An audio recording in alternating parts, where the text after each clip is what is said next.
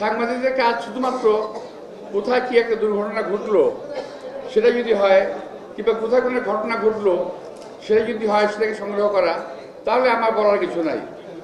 একটি কাজ আছে বলে মনে করি, কোথায় কি হতে যাচ্ছে, কোথায় কি হতে পারে, এটাকেও খোঁজ করে বের করা সাংবাদিকদের একটা কাজ বলে আমি মনে করি। প্রিয় ভাইরা, আওয়ামী লীগের দোসররা আজকে কে কোথায় অবস্থান করছে এবং বাংলাদেশের রাজনীতিতে কোন কোন রাজনৈতিক দলের কার কি অবস্থান, কি অবস্থান, কোথায় অবস্থান, এটা আপনাদের পরিষ্কারভাবে তুলে ধরতে হবে। প্রিয় ভাইয়েরা, আমি দেখলাম একটা জিনিস কি জানেন, আপনারা খেয়াল করে দেখবেন, আমার কথা যদি ভুল হয় আমি এখনই ক্ষমা চেয়ে নিচ্ছি। একটি বিশেষ দল সম্পর্কে আপনার কোনো সাংবাদিক, কোনো সংবাদপত্র আপনারা কিছুই লিখছেন না, কিছুই লিখছেন না। আপনারা শুধু লিখছেন কিন্তু বিএনপি সম্পর্কে যতটুকু পারেন ফুলিয়ে ফাঁপিয়ে বাড়িয়ে লিখছেন, কিন্তু আরো কিছু আছে তো, অনেক কিছু পর্দার অন্তরালে অনেক কিছুই ঘটছে, আপনারা কিন্তু লিখছেন না। আপনারা লিখছেন না কোন ব্যবসায়ী হেলিকপ্টারে কে বেড়াতে যায়, কোন ব্যবসায়ী কাকে কত টাকা দেয়, কোন ব্যবসায়ীকে আজকে আমাদের অনেক রাজনৈতিক দল পৃষ্ঠপোষকতা দিয়ে বাঁচিয়ে রেখেছে, যাদের নামে হত্যা মামলা থাকার পরেও, একটি দুটি নয়, এই ঘটনার পরেও অনেক ঘটনা রয়ে গেছে। জুলাই আগস্ট ছাড়াও হত্যার ঘটনা জড়িত এমন অনেক ব্যবসায়ী মহল জড়িত আছে, যাদের বিরুদ্ধে আপনারা কিছু লিখছেন না। ভাই, আমি আপনাদের সমালোচনা করছি না, আমি আপনাদের চোখে আঙুল দিয়ে দেখিয়ে দিতে চাই যে আপনারা কোথায় কোথায় ভুল করছেন। ক্ষতি হচ্ছে, দেশের ক্ষতি হচ্ছে, জাতির ক্ষতি হচ্ছে। আপনারা কেন তুলে ধরছেন না যারা 3 তারিখের, জুলাইয়ের 3 না, ওই যে ব্যবসায়ীদের সম্মেলন, এই ব্যবসায়ীদের সম্মেলনে কারা কারা ছিল, কারা কারা গ্রেপ্তার হয়েছে, কারা কারা হয় নাই, কেন হয় নাই, এটা একটু আপনাদের তুলে ধরা দরকার। কারণ এই সমস্ত লোকগুলো তারা অবৈধভাবে গত 17 বছর টাকা কামিয়েছে, আর আগামী 17 বছর এই টাকা খরচা করবে বাংলাদেশ ধ্বংস হওয়ার পিছনে। সুতরাং আপনারা দয়া করে ওই সমস্ত ব্যক্তিবর্গকে একটু তুলে ধরেন, একটু দয়া করে তুলে ধরেন, সাবধান করেন।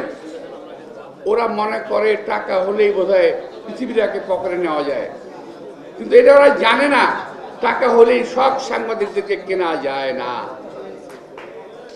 এটা কিন্তু আমি আমার জীবনে দেখা ব্যাপার। হ্যাঁ, অনেককে আমি দেখেছি, যাদের সাথে বলতে চাই না, তবে টাকা হলেই সব সাংবাদিকদের কেনা যায় না। ওই যে পাশে একজন আসছেন আমাদের নতুন, এই মধ্যে ভেয়ে আছেন, টাকা দিয়ে কিনতে পারবেন কেউ?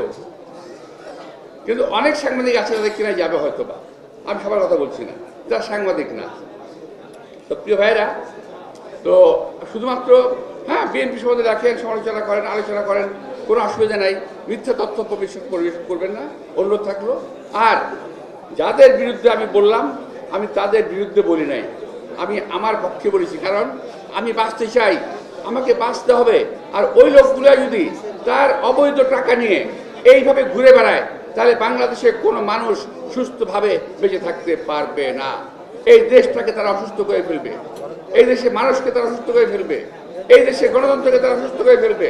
সুতরাং আজকে তো এখন টাকা পয়সা নিয়ে কথাবার্তা শুরু হয়ে গেছে, আপনি শুনছেন না? তো আরো শুনবেন, আরো শুনবেন। তো আমি আপনাদের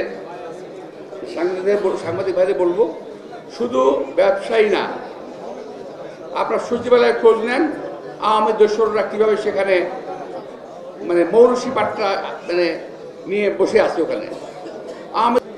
আমরা সব সময় বিএনপির পক্ষ থেকে হয়তো আমি বলছি এটাকে আবার কোট করবেন না দয়া করে, হয়তো আমরা সবসময় খবর রাখতে পারি নাই, কিন্তু আমরা বিএনপি পরিবার কিন্তু সকল সময় আমাদের পক্ষ থেকে খবরটা রেখেছি।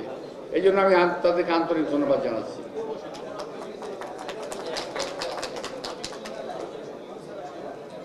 আজকে আমাদের সামনে যারা উপস্থিত আছেন সাংবাদিক ভাইরা, এর মধ্যে অন্তত 6 জন সাংবাদিক এখন আমাদের পৃথিবীর বুকে নাই। সাংবাদিকদের মধ্য থেকে এই 6 জন সাংবাদিক হয়তো তারা তারকা সাংবাদিক নয়, হয়তো উল্লেখযোগ্য কোনো সাংবাদিক নয়, কিন্তু তারা সাংবাদিক সংবাদ সংগ্রহ করত। তারাও কিন্তু জুলাই আন্দোলনে মারা পড়েছে, খুন হয়েছে। এবং আমি জানি যে তাদের পিছনেও আমরা বিএনপি পরিবার তারা তাদের পাশে দাঁড়িয়েছে। সাংবাদিকদের অবদানকে খাটো করে দেখার কোনো সুযোগ নাই। কোনো দেশ, কোনো জাতি, কোনো রাষ্ট্র সাংবাদিকবিহীন আছে বলে আমি মনে করি না। এবং সাংবাদিকবিহীন কোনো রাষ্ট্র যদি থাকে, সে রাষ্ট্র অবশ্যই গণতান্ত্রিক রাষ্ট্র নয়। একটি গণতান্ত্রিক রাষ্ট্রে স্বাধীন সাংবাদিকদের জন্য একটা প্ল্যাটফর্ম থাকতে হবে। সেটাও সাংবাদিকদের প্ল্যাটফর্ম, যেখানে সংবাদ সংগ্রহ করার একটা সুযোগ থাকে। দীর্ঘদিন যাবৎ পরিশ্রম করছেন বিএনপির কিংবা অন্য যে কোনো সময় যে কোনো নিপীড়িত মানুষের পক্ষে সাহায্য নিয়ে এগিয়ে গেছেন। 2009 সাল থেকে এই পরিবারটি যাত্রা শুরু করে। এর মধ্যে বহু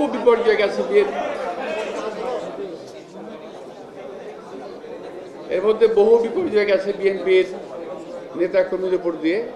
এখানে বিএনপি পরিবার পাশে দাঁড়ানোর চেষ্টা করেছে।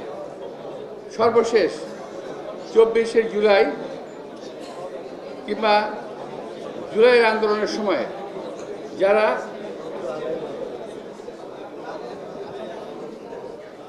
এটা তো পারুন না, লম্বা না হলে কিছু করার নেই। এটা আনতে পারবো কিনা দেখো। তো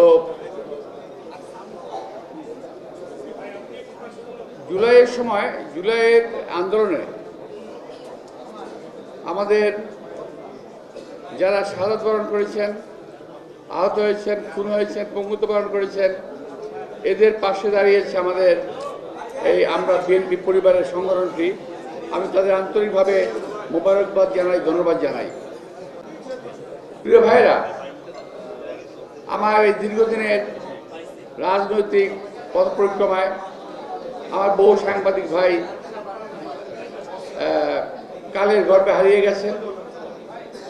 কেউ পৃথিবী থেকে চলে গেছেন, কেউ সাংবাদিকতা ছেড়ে দিয়েছেন, কেউ অন্য কোনো পেশায় চলে গিয়েছেন। আমি অনেককে দেখি না। আবার অনেক নতুন মুখ আমি দেখি যারা নাকি নতুন সাংবাদিকতায় যোগদান করেছেন। আমি সবাইকে ধন্যবাদ জানাই।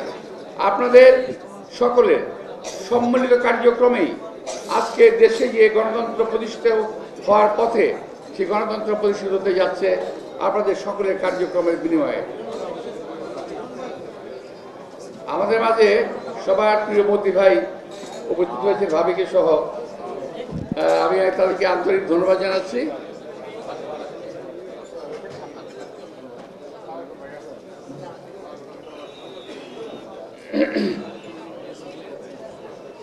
তো আমি আর সময় নেব না আপনাদের। আমি শুধু সাংবাদিক ভাইদের কাছে একটা অনুরোধ রেখে আমি শেষ করব। সেটা হলো